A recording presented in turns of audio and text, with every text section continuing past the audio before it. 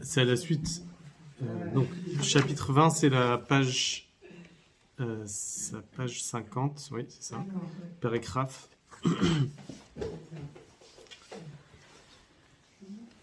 À la suite du 18e et 19e chapitre, on a expliqué que dans le cœur de chaque juif, il y a la Hava Mesuteret, cet amour qui est caché, l'amour naturel, la Hava Tivit, qui est à l'intérieur de notre Neshama, où là éclaire la lumière infinie de Dieu, et que de là, la personne est prête à faire Mesirut Nefesh. Et en même temps, dans cet amour de Dieu, il y a aussi la crainte de Dieu, ne pas vouloir se séparer d'Akadosh Baruch Hu. Alors là, on va voir dans le chapitre 20 et jusqu'au chapitre 25, comment exprimer cette Ahava Mesuteret, cet amour qui est caché dans la vie de tous les jours, c'est-à-dire dans le concret, dans les mitzvot, dans la Torah. Comment on va pouvoir vivre avec cette Ahava Mesuteret.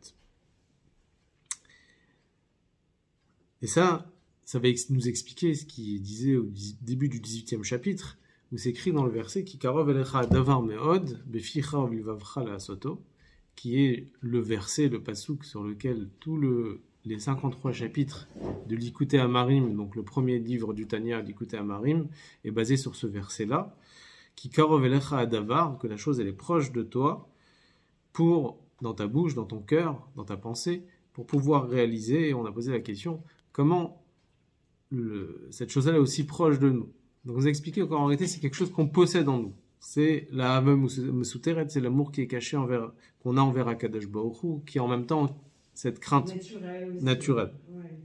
Maintenant, on va voir ici comment la traduire dans la vie de tous les jours, comment se renforcer sur toutes les épreuves qu'on a dans l'accomplissement de Torah et Mitzvot. Et dans les Mitzvot même, il y a deux choses. Il y a les Mitzvot positives et les Mitzvot négatives. C'est connu que les mitzvot positives sont la source sont liées à l'amour de Dieu, les mitzvot négatives sont liées à la crainte de Dieu. Et donc même dans les mitzvot négatives, qui est liée avec la crainte de Dieu, et on a expliqué dans le chapitre d'avant que la crainte de Dieu est englobée dans l'amour de Dieu. Donc si on a cet Ahava Mesuteret, cet amour qui est caché, on peut l'exprimer que ce soit dans les mitzvot positives, qui est lié avec l'amour, et aussi dans les mitzvot négatives, qui est lié avec la crainte.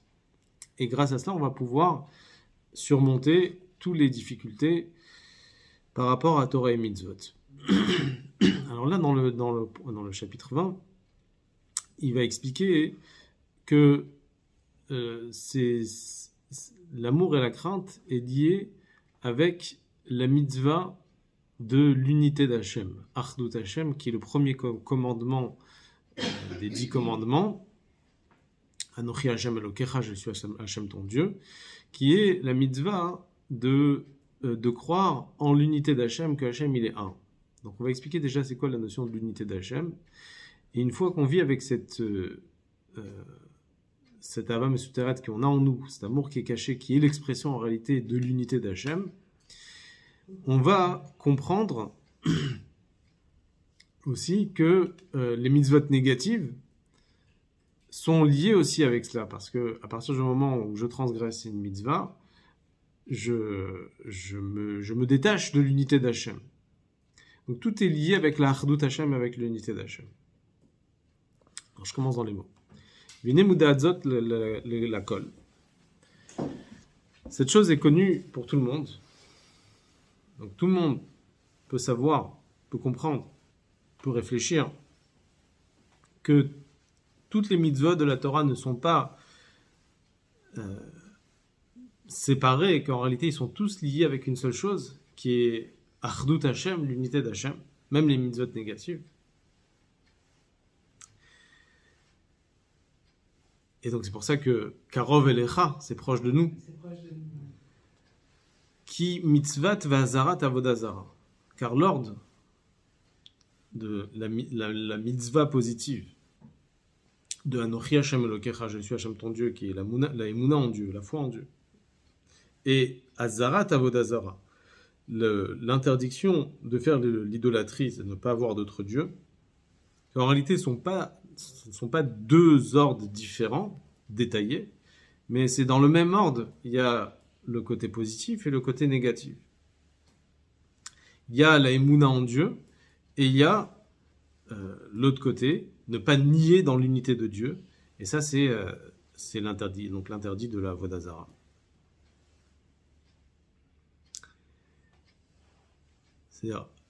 C'est vrai que dans les commandements, ils sont en deux commandements différents, mais en réalité, même dans le premier commandement, déjà, croire en l'unité d'Hachem, il y a aussi le deuxième commandement. Parce qu'à partir du moment où je fais avoda zara, donc je renie aussi le premier commandement qui est l'unité d'Hachem. Donc je transgresse le commandement positif. Donc les deux sont liés en réalité dans le même commandement. Après, il y a un deuxième commandement, de ne pas avoir d'autre Dieu, qui est une mitzvah négative. Mais même dans la mitzvah positive, en réalité, il y a aussi on va dire, cette idée de ne pas se séparer d'Hachem, l'Achdut Hachem. C'est à partir du moment où je me sépare de Dieu, je transgresse le positif de croire en Dieu. Shem Shne Dibrot Arishonim, qui sont les deux premiers commandements, donc des 10 commandements, où les Bnei Israël ont entendu de la bouche de Dieu, sur le mont Sinaï, Anochi velo yelecha. Anochi Hashem Elokecha, je suis Hashem ton Dieu, et tu n'auras point d'autre Dieu. Emkalut kol haTorah kula. Et ça, c'est l'ensemble de toute la Torah. C'est sur ces deux premiers commandements que toute la Torah est basée sur ça. Non seulement les mitzvot de la Torah, mais même les mitzvot des sages, qui sont instaurés par les sages. Tout est englobé dans ces deux premiers commandements. Pourquoi ? Qui dit Bour Anochi, Kolel Kol Remach Mitzvot Aseh. Car la parole de Anochi, donc la première parole qui est la mitzvah positive de la foi en Dieu, englobe tous les 248 mitzvot positives. Velo yelecha kolel kol shin samech e mitzvot lo ta'aseh. Et lo yelecha, donc l'interdit de ne pas faire, donc l'interdit de faire avoda zara, englobe tous les 365 mitzvot négatifs. Et lorsqu'une personne accomplit les mitzvot positives, alors à ce moment-là, il exprime son lien avec Akadosh Baruch Hu. Il montre qu'Akadosh Baruch Hu, il est un, ça c'est le Anochi. Et quand il transgresse n'importe quelle mitzvah, il exprime combien il est séparé de Dieu, et donc il transgresse le Lo Yelecha, le deuxième commandement. Velachen. Et pour cette raison-là, puisque la mitzvah positive et la mitzvah négative sont le point de toute la Torah et la base de toute la Torah entière, Shamanu Anochi velo yelecha mipi agvura. Nous avons entendu les deux premiers commandements, donc Anochi et Lo yelecha, de la bouche de Dieu. Pas comme les autres commandements où les Bnei Israël l'ont entendu de la bouche de Moshe Rabbeinu, qui était le Shaliach de Dieu, qui est l'émissaire d'Akadosh Baruch Hu. Mais là, les deux premiers commandements ont été entendus directement de la bouche d'Hachem. Les autres commandements n'ont pas pu être dits par Hachem, puisque les Bnei Israël, ils ne pouvaient pas tenir. Ils ont dit à Dieu, on ne peut pas écouter, on peut pas entendre. Ils ont dit à Moshe Rabbeinu, parle-toi à nous, puisque nous, on ne peut plus écouter directement la voix de Dieu. On dit que leur âme, elle partait au moment où ils entendaient la voix d'Hachem. Mais concrètement, ce que Hachem a dit, c'était l'essentiel. C'est la base de toute la Torah. Anochi et Lo Yelecha. Kema'amar Rabbeinu Zal, comme les Chachamim ils disent dans le traité Makot, Mipnei Shem Klalut HaTorah Kula. Ces deux premiers commandements sont l'ensemble de toute la Torah. Et avec ça, Akadosh Baruch Hu, il a dit lui-même ces deux commandements-là à tous les Bnei Israël. Ça veut dire qu'Akadosh Baruch Hu nous a dit toute la Torah. Maintenant, il faut quand même comprendre comment se fait-il que ces deux premiers commandements sont la base de toute la Torah. Alors c'est vrai que quand on a l'émouna en Dieu, on a l'abnégation, la kabbalatol, on accepte sur soi le joug des mitzvot, qu'on a la foi en Dieu. Comme Chachamim dit, Kablu malchuti trila, vacharkar kiblu gzerotai. D'abord, acceptez sur moi la royauté, et après, vous acceptez les décrets. Mais c'est pas forcément lié. Qui dit que quelqu'un il peut avoir la foi en Dieu, concrètement, il peut vraiment avoir la foi en Dieu. Et de l'autre côté, quand il y a une mitzvah qui le dérange, il va pas trop la faire. Donc ça veut dire que qui dit que c'est lié, ces deux choses.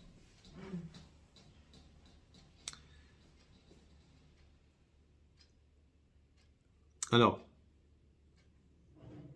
et pareil de l'autre côté, c'est-à-dire sur on a dit que la mitzvah négative de l'Oyelecha est la source des 365 mitzvot négatives.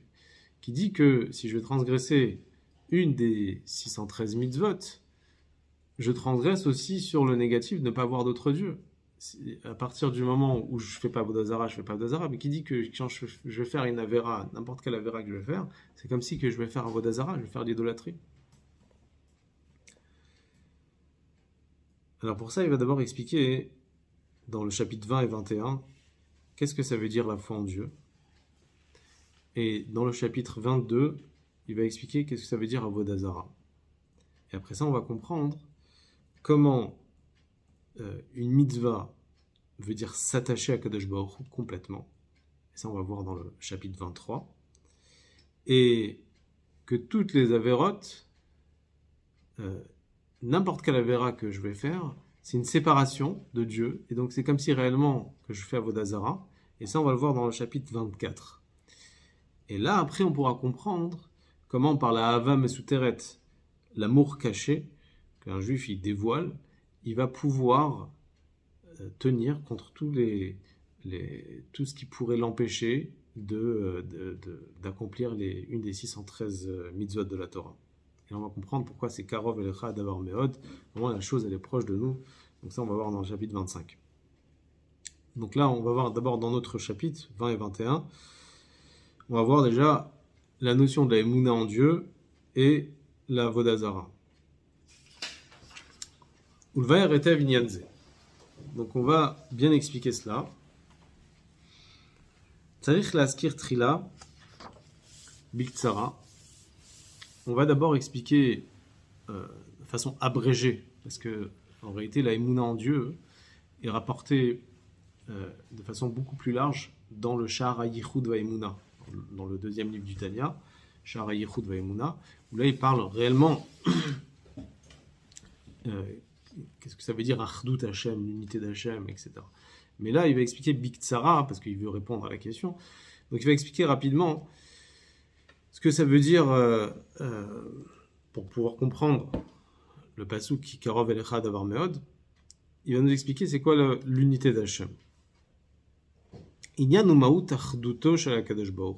Le sujet et le sens de l'unité d'Hashem. Qu'est-ce que ça veut dire que nous croyons que Hachem il est un? Et là, le Admorazaken il va dire un chidouche qu'on ne voit pas ailleurs, rapporté que dans Chassidut, que Achdut Hachem, ça ne veut pas dire seulement de croire qu'il n'y a qu'un Dieu, qu'il n'y a pas un deuxième Dieu. Chas v'shalom. Et aussi, Achdut Hachem, ça ne veut pas dire aussi que uniquement que Akadosh Baruch Hu, c'est une Achdut Pshuta, c'est une unité simple. Il a une unité qui n'est pas composée de différents détails. Ça, c'est écrit aussi dans le Rambam, on le sait déjà. Ça, il ne va pas nous apprendre que c'est ça, Achdut Hachem. Il ne va pas nous apprendre aussi qu'Akadosh Baruch Hu, il est le seul qui gouverne dans ce monde. Ça, on le sait. On le sait déjà. Ça fait partie de notre Emouna. Mais là, il va expliquer le vrai sujet de Achdut Hashem, qui est encore plus fort que ce qu'on vient d'apprendre, c'est que il n'y a rien en dehors de Dieu. Achdut. Ça veut dire, il faut savoir que tout est dans Dieu. Et tout ce qu'on voit dans l'univers entier, c'est Akadosh Baruch Hu. Il n'y a rien en dehors d'Hashem. Et d'après ça, on va expliquer pourquoi dans le chapitre 23, comment se fait-il que n'importe quelle mitzvah que je vais faire est liée avec la Achdut Hashem, avec l'unité d'Hashem.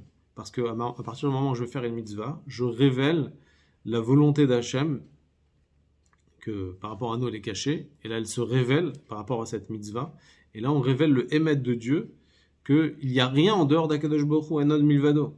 Et pareil de l'autre côté, à partir du moment où je fais une avera, non seulement je nie l'existence d'Hachem, mais je me considère comme une existence indépendante, puisque je dis Dieu il veut ça, mais moi je veux autrement. Donc ça veut dire que je me considère séparé de Dieu, et je crois à une chas v'shalom et une autre existence, puisque je fais.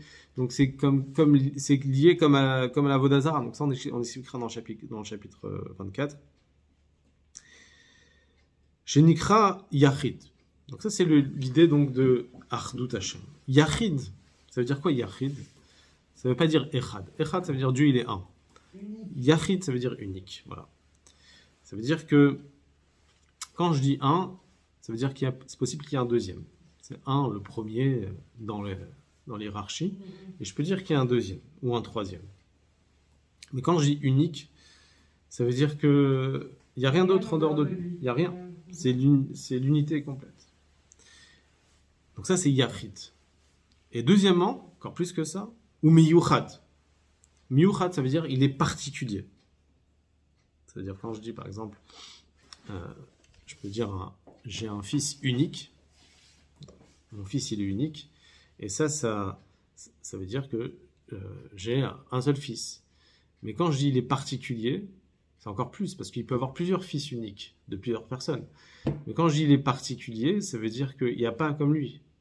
Donc, c'est vraiment la vraie Achdut, c'est ça, Achdut Hashem. C'est non seulement que Dieu il est unique, mais il est miyuchad, il est particulier dans son genre, il est particulier.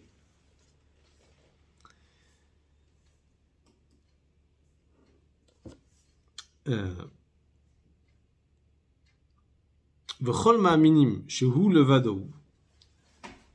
C'est une phrase qu'on dit dans la tefila de Rosh Hashanah et Kippour, que tout le monde a confiance que Dieu il est seul. Même après avoir créé tous les mondes spirituels et les mondes matériels, toutes les créatures, il faut avoir confiance que Dieu il est seul. Kemo shaya kodem shenivra haolam. Comme quand Dieu il était avant la création du monde. Shehayahu levado. Où là, avant la création du monde, Dieu il était seul, vraiment. Il n'y avait rien d'autre en dehors de Dieu. Alors, cette foi, elle doit être même après la création du monde. Que Kadosh Baruch Hu aussi, il est seul, même après la création du monde. Ou comme chez Omri, mais comme nous disons dans la tefila du matin, à Shacharit, Atahu achelo nivra olam, Atahu mishenivra chulu. La traduction littérale, c'est tu es le même avant la création du monde, et tu es le même après la création du monde. Atahu, deux fois on répète, Atahu, tu es le même avant la création, et tu es le même après la création. Le mot hu, c'est pour nous dire que c'est le ou, c'est-à-dire c'était identique. Il y a rien qui a changé avant la création ou après la création. Si je donne l'exemple, par exemple, d'un Rav qui a donné un cours, ce qu'on appelle une ashpa, quelqu'un qui influence de sa connaissance. Alors, dans le Rav, il a dit des paroles, mais ces paroles-là, ça a changé, pas seulement vis-à-vis des personnes, parce qu'avant, ils connaissaient pas cette chose-là, et maintenant, ils connaissent. Mais il y a eu un changement aussi dans l'esprit du Rav. Parce que le Rav, il a fait un effort, il a essayé de faire descendre la chose pour que son élève il puisse comprendre. Et donc, il s'est investi, il a préparé, il a réfléchi comment transmettre, il s'est réellement investi dans le sujet.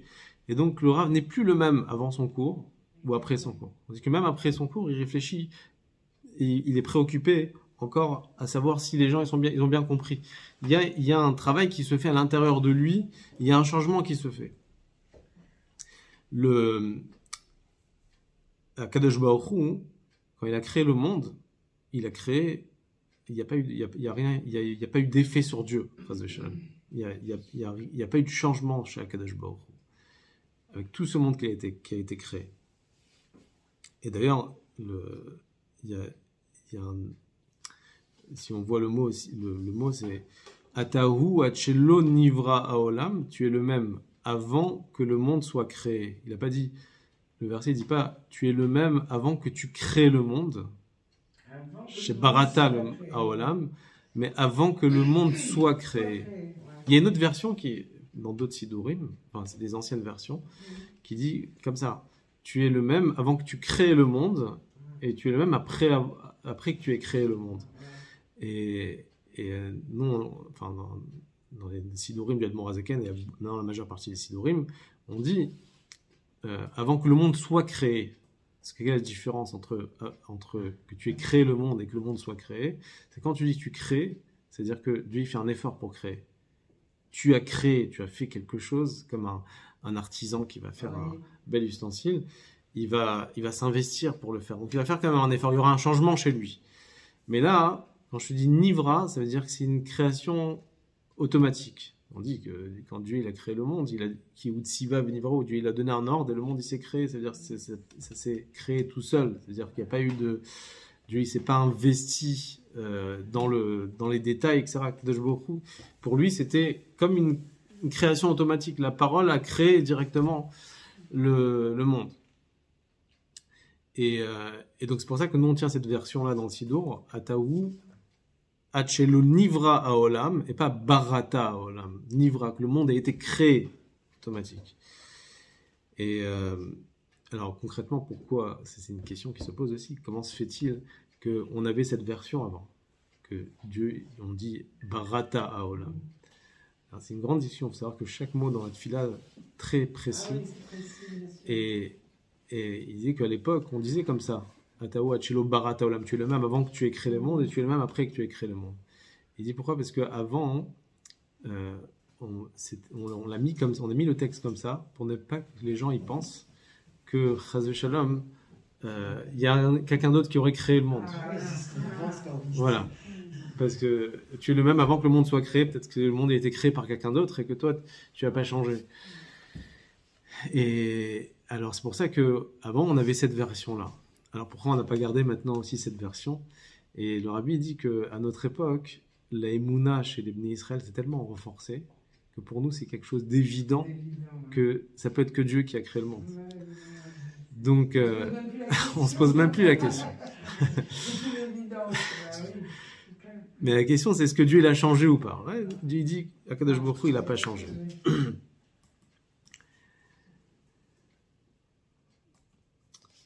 Alors, Pirouche. Bli shum shinui, ou mamash bli shum shinui. C'est-à-dire qu'il est le même sans qu'il y ait aucun changement dans l'unité d'Hachem. Kedirtiv, comme le verset il dit, Ani avaye lo shaniti, je suis Dieu qui n'a pas changé. Il n'y a pas eu de changement ni dans Akadosh Baruch Hu, ni dans son unité. Ki olam hazeh v'chen kol haolamot ha'elyonim enam poalim shum shinui ba'achduto yitbarech bi'bara'am ma'ayin yesh. Car ce monde-ci, et pareil les mondes supérieurs, n'ont aucun impact dans le changement de l'unité d'Akadosh Baruch Hu. Au moment où il les a créés, Me'ayin yesh, du néant à une existence. Le Morazakan, il précise, on voit ici dans les mots, il dit qu'il n'y a pas eu de changement donc, dans les mondes matériels, mais même dans les mondes supérieurs, même dans les mondes spirituels. Parce qu'on pourrait croire que les mondes spirituels, ils sont plus proches de Dieu, ils sont plus élevés. Et donc, ça prend place pour Akadosh Baruch Hu. Ça veut dire que les anges, les chalot, les malachim, tout cela, les neshamot, ça a peut-être un impact sur Dieu. Il dit que même les olamot et lyonim n'ont pas d'impact sur Dieu. C'est-à-dire que, par exemple, dans notre corps même, on peut percevoir la différence entre la parole et la pensée. Souvent, la parole, des fois, on fait un effort pour parler, pour dire des choses. Alors peut-être qu'on peut changer, mais peut-être la pensée, je veux dire le contraire, pardon. Une personne peut parler longtemps sans que ça ait un impact sur lui. Parce qu'il peut parler des heures, et des fois, ça lui fait rien. Alors qu'une pensée, c'est plus proche, une réflexion, c'est plus proche de l'âme. Donc c'est beaucoup plus uni avec l'âme. Peut-être que la pensée a un impact sur notre âme. Alors, concrètement, comment? infiniment, on peut penser infiniment. On peut penser infiniment, mais comme la pensée, ce qu'on appelle le levush amiuchad, c'est le vêtement qui est uni avec l'âme, donc même si c'est un vêtement, mais peut-être que ça a un impact sur l'âme, puisque c'est plus proche que... C'est pour ça qu'on dit que, Chas de Shalom, une mauvaise pensée, ça a plus d'impact, je pense, qu'une mauvaise action. Pourquoi ? Parce que la pensée, elle est plus proche de l'âme, elle est toujours unie avec l'âme. Comme on dit, on peut jamais s'arrêter de penser, donc c'est plus spirituel. Donc on touche, ça a peut-être plus d'impact sur l'âme que la parole ou l'action. Mais chez Akadosh Baruch Hu, même les mondes de la pensée de Dieu, donc qui sont l'Olam Abriya ou l'Olam Atzilut, ils n'ont aucun impact sur Dieu, ils n'ont aucun shinui. Ça ne fait rien sur Dieu. Dieu, il est au-delà de tout ça.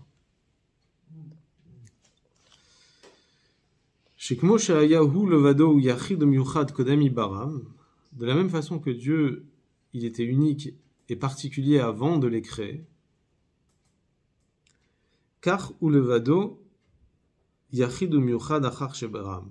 Pareil, Dieu, il est unique après les avoir créés. C'est-à-dire que même si...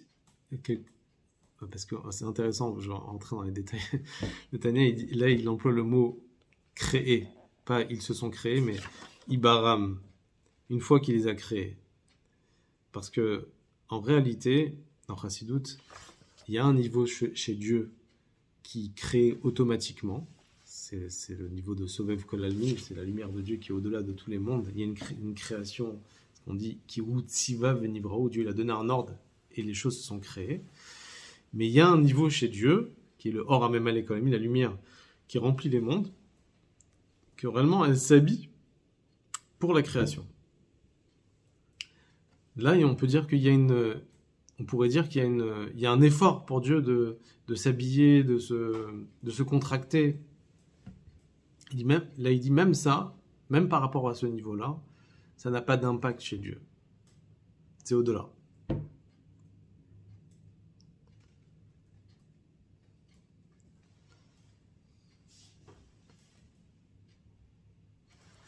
Alors, c'est quand même une question. Comment on peut dire qu'il n'y a pas du tout de changement ? Concrètement, il y a un monde qui a été créé. C'est pas qu'il n'y a eu rien, il y a quand même quelque chose qui est là. Il y a des mondes, il y a des créatures. Alors, le Morazakan, il dit Mishum de Kule Kame Kelo Chashiv. Il dit parce que tous ces mondes et ces créatures devant Dieu sont considérés comme rien. Ils ne prennent pas place du tout. Ou Ke'ayin ve'efes mamash. Et comme si qu'on était du néant et zéro. Efes et zéro, c'est plus que du néant. Efes, c'est vraiment Efes mamash. On avait expliqué avant dans le chapitre 19 que l'abnégation de Aïn, elle est plus basse que celle de Efes. Efes, c'est-à-dire vraiment, c'est même pas rien, c'est moins que rien. Donc, puisque devant Dieu, on est considéré comme rien du tout, donc il n'y a pas de changement dans l'unité de Akadosh Baruch Hu. Dans Chassidut, on parle de Da'at Tarton et Da'at Elyon. C'est quoi la différence entre Da'at Tarton et Da'at Elyon ? C'est la pensée suprême et la pensée matérielle. Dans la pensée matérielle, c'est-à-dire dans la pensée des êtres humains, c'est que on dit que le monde il a été créé yesh ma'in. Ça veut dire que le monde il est yesh, il a une existence, et que le haïn il est du néant. Donc le monde il a été créé à partir d'un néant, à une existence. Et ça, c'est la pensée matérielle. Dans les mondes spirituels, c'est le contraire. Dans les mondes spirituels, la vraie existence, c'est Dieu. Le vrai yesh, c'est Dieu. Et le néant, c'est ce monde. Ça veut dire que dans le Da'at Elyon, dans la façon comment Dieu il voit en haut, il voit que en fait, il a créé rien. Il a créé quelque chose que, par rapport à lui, c'est rien. Mais par rapport à nos yeux, c'est le contraire. On croit que le monde existe, qu'il a une vraie existence, et que nous, on est créé à partir du néant.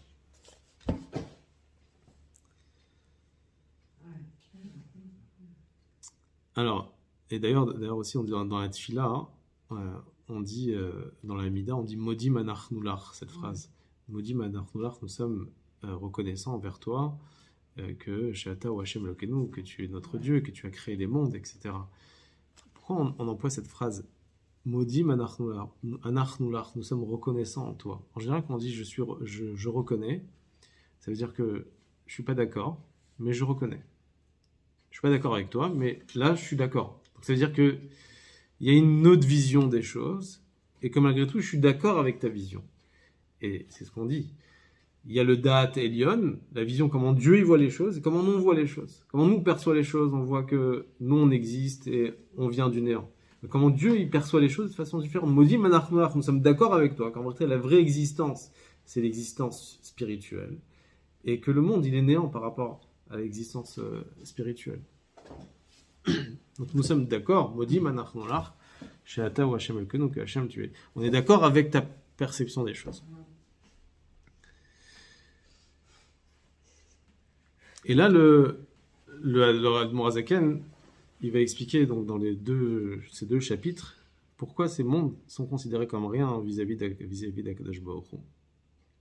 D'abord, là, il va expliquer d'abord combien aucune existence prend place devant Akadosh Baruch Hu. Et après, il va dire que même de façon très très raffinée, c'est-à-dire même les existences très raffinées, même ça n'a pas de place vis-à-vis d'Akadosh Baruch Hu.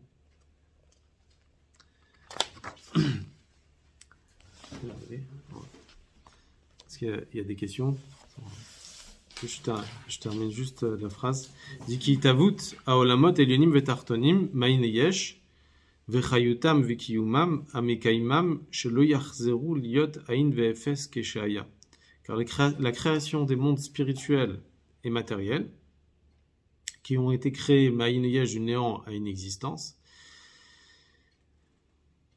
il dit que comment ils peuvent vivre, la façon comment ils vivent, c'est que Dieu il fait en sorte que ça ne redevienne pas du néant.